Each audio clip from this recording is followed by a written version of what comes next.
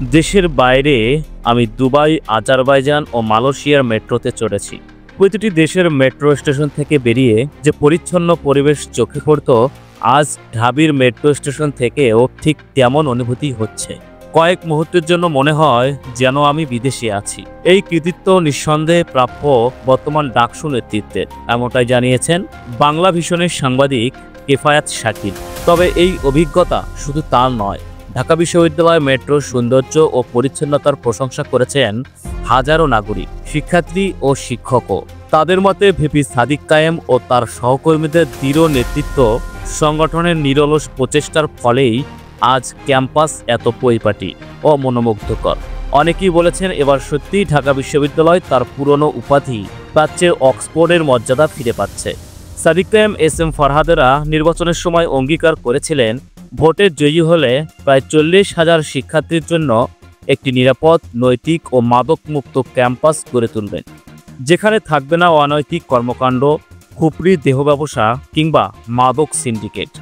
নারীরা থাকবেন নিরাপদ, কেউ হবে না সহিংসতার শিকার। নির্বাচনের জয়ের পর তারা প্রতিশ্রুতি অনুযায়ী কাজে নেমে পড়েন।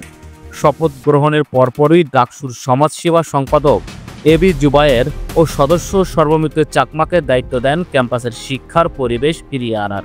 তাদের অভিযান শুরু হয় সোহরাওয়ার্দী উদ্যান থেকে।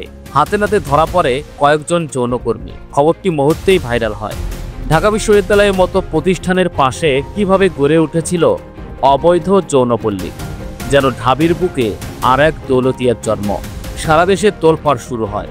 সেদিনই জুবায়েররা উচ্ছেদ অভিযান চালান, একে একে সরিয়ে দেন সমস্ত খুপড়ি আর তাবু। কাজটি এমন আলোচনার জন্ম দেয় যে সবাই প্রশংসায় ভরিয়ে তোলে শিবিরের নেতৃত্বাধীন ডাকসুকে। যে কাজ এক দশকে কেউ করতে পারেনি, তারা তা করে দেখায় একদিনেই সাদিক ও ফরহাদের নির্দেশে। এরপর আরও বড় দায়িত্ব এসে পড়ে তাদের কাঁধে। ক্যাম্পাসের গলি খুঁজিতে ছড়িয়ে থাকা মাদক সাম্রাজ্য ধ্বংস করা কাজটি ছিল কঠিন, কারণ এতে জড়িত ছিল শহরের বড় বড় গডফাদাররা। বছরের পর বছর ধরে গড়ে ওঠা সিন্ডিকেট বিভিন্ন সরকারের আমলে রূপ বদলালেও প্রভাব হারায়নি। কোটি কোটি টাকার ব্যবসা, রেডিমেড কাস্টমার আর নগদ টাকার লোভে রাজনীতির ছত্রছায়ায় বিকশিত হয়েছিল এই দুষ্টু চক্র। কিন্তু সাদিক কায়েমদের দল ভয় পেল না। তারা একের পর এক অভিযান চালিয়ে ছোট বড় সব মাদক চক্রকে তাড়িয়ে দিতে শুরু করে। কেউ বাদাম বিক্রির আড়ালে, কেউ চায়ের দোকানের ফাঁকে, কেউ আবার পাগলের ছদ্মবেশে চালিয়ে যাচ্ছিল মাদক বেচাকেনা। এর শিকার হচ্ছিল 40,000 তরুণ শিক্ষার্থী, যাদের নৈতিকতা রাজনীতির পুঁজির কাছে হারিয়ে যাচ্ছিল। ঠিক তখনই বাধা আসে বামপন্থী ছাত্র সংগঠন বাকচাষ, এমনকি নাগরিক পার্টি পর্যন্ত একজোট হয়ে দাঁড়ায় ডাকসুর এই অভিযানের বিপক্ষে। তাদের একা দেয় বব স্টার। ছাত্রদলের রাকিব নাসিররা বলে এটা ডাকসুর কাজ নয়। বাম সংগঠনগুলোও মাদক ব্যবসায়ীদের নিয়ে মিছিল করে ডাকসুর বিপক্ষে। বাম নেতা মেঘমাল্লার বসু সংবাদ সম্মেলনে ঘোষণা দেন তারা আর এসব উচ্ছেদ অভিযান চলতে দেবেন না। সাবেক বাকচাষ নেতা আব্দুল কাদেরের সামাজিক মাধ্যমে তীব্র সমালোচনা করেন। নাগরিক পার্টির যুগ্ম আহ্বায়ক মীর আরশাদ সরাসরি হস্তক্ষেপ করেন, ফলে পরিস্থিতি উত্তপ্ত হয়ে ওঠে। জুবায়ের সর্বমিত্ররা খানিকটা ডিমোটিভেটেড হলেও পিছু হটেননি। তখন ডাকসুর জিএস এস এম ফরহাদ ঘোষণা দেন ক্যাম্পাসে হয় মাদক থাকবে, নয়তো ডাকসু থাকবে। সাদিক কায়েমও একই হুঁশিয়ারি দেন। এরপর নতুনভাবে শুরু হয় উচ্ছেদ অভিযান। পুলিশের সহযোগিতায় তারা অচিরেই সফল হয়। বাম ডান মধ্যম সব পক্ষের প্রতিবাদ উপেক্ষা করে ঢাকা বিশ্ববিদ্যালয়কে শত কোটি টাকার মাদক সিন্ডিকেট থেকে মুক্ত করে তারা। এই সাফল্যের পর অনেকেই বলেছেন দেশের ভবিষ্যৎ এমন নেতাদের হাতেই নিরাপদ। সাদিক ফরহাদের মতো নেতৃত্বই পারে পুরো বাংলাদেশকে পরিষ্কার, সুশৃঙ্খল, সুন্দর একটি রাষ্ট্রের রূপ দিতে, কারণ এরা কথায় নয় কাজে বিশ্বাসী। ডাকসু নির্বাচন শেষ হয়েছে মাত্র 1.5 মাস আগে, অথচ সাদিক কায়েমরা ইতিমধ্যেই বাস্তবায়ন করেছেন প্রায় 150-রও বেশি প্রকল্প। প্রতিটি পদে থাকা নেতা নিজ নিজ দায়িত্বে কাজ করেছেন, প্রমাণ দিচ্ছেন দক্ষতার। তারা ইতিমধ্যেই চীনের সহযোগিতায় নতুন একটি হল নির্মাণেরও বাজেট সম্পূর্ণ করেছেন। যদি তা বাস্তবায়িত হয়, তাহলে এক রুমে 40 জন শিক্ষার্থীকে গাদাগাদি করে ঘুমাতে হবে না। তুরস্কের সহায়তায় কয়েক কোটি টাকার ব্যয়ে ঢাবির মেডিকেল সেন্টার শুরু হয়েছে বড় সংস্কার প্রকল্প। প্রতিটি মসজিদ রিডিং রুমে বসানো হচ্ছে এসি, ফ্যান ও নতুন খাট। স্থাপন করা হয়েছে পানির ফিল্টার ও স্যানিটারি প্যাড ভেন্ডিং মেশিন।